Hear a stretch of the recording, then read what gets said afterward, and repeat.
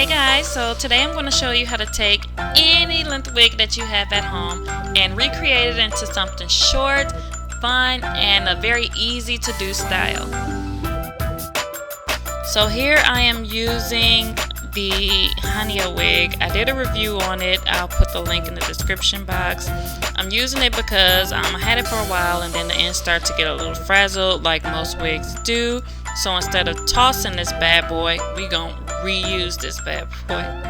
So I'm just taking the tapering comb and I'm shaping the front how I want it. And I know y'all see these little nappy little edges I got going on, but don't worry because we're gonna lay them down later in the video. But for now, I'm just worried about getting the shape of the cut together how I want it.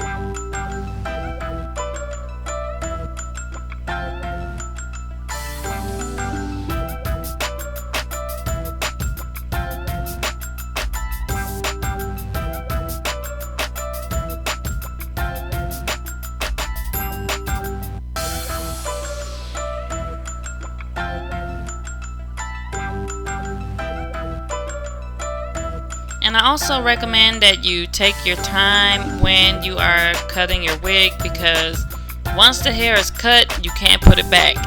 So it's always best to start out with a longer length just to see how you like it, and if you want to go shorter, you can go shorter from there. But I pretty much knew I wanted to have this length, so that's what I'm working with now.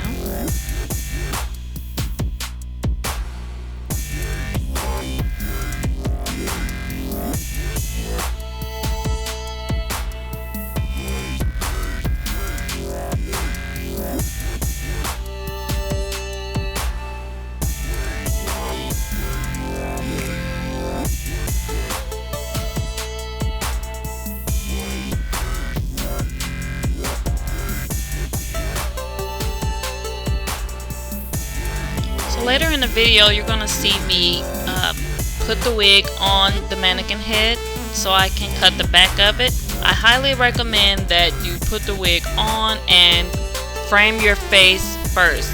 So put the wig on, cut the front of the hair the way you would like it. Then I recommend taking it off and proceeding to cut the back. Or if you have a friend that can help you and you trust her, have her to cut the back for you, but again I recommend putting it on the mannequin head.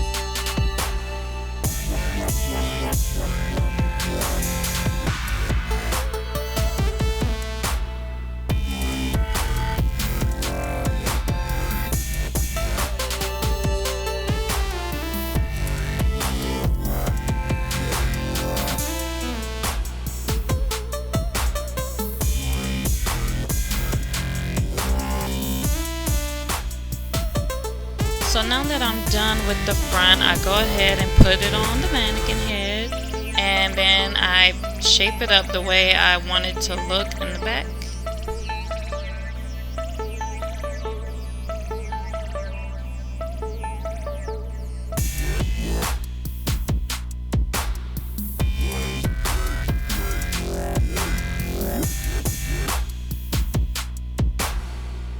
Another thing, I recommend using this tapering comb because you don't want any blunt cut in a wig like this, or any wig that you're going to modify. You don't want to use scissors because it's going to give you too much of a blunt cut. You just want to razor cut it.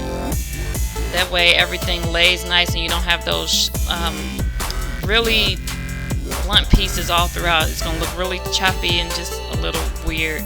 Usually I would use the clippers on my wigs when I'm cutting it, but for this particular wig I just decided to stick with the razor comb. That way all of the hair flows and it doesn't look too blunt.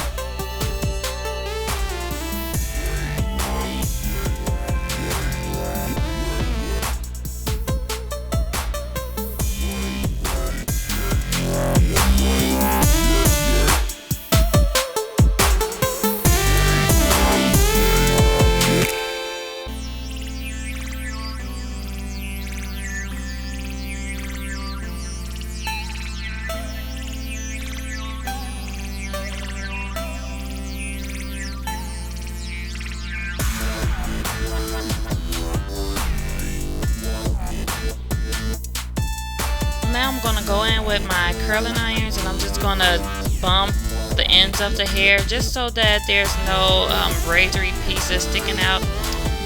Now what I usually like is I would put a little bit of pomade on my hands and run it through the hair just so that it can have a spiky effect, because I don't care, the wilder the hair the better. But you can also use your curling iron to tame those pieces, and if you want a more sleek look, just use the curling irons to bump it. That way you won't have any of the pieces of the hair sticking up and out and everywhere, but I don't mind. But for this tutorial, I'm just gonna curl it and keep it in place.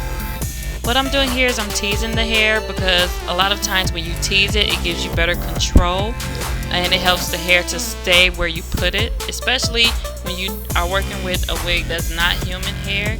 It tends to do whatever it wants to do, and we can't do that. We gotta tame that bad boy. So go in there, tease that hair, and it'll stay wherever you put it.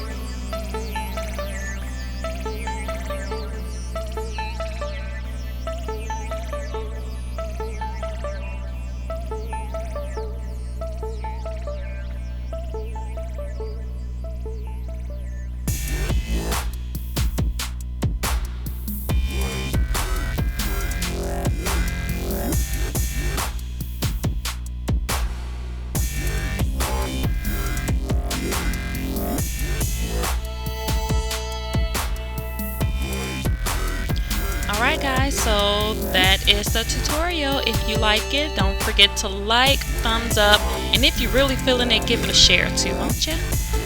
You can find me on all social media at Trend815 Diva. Holla!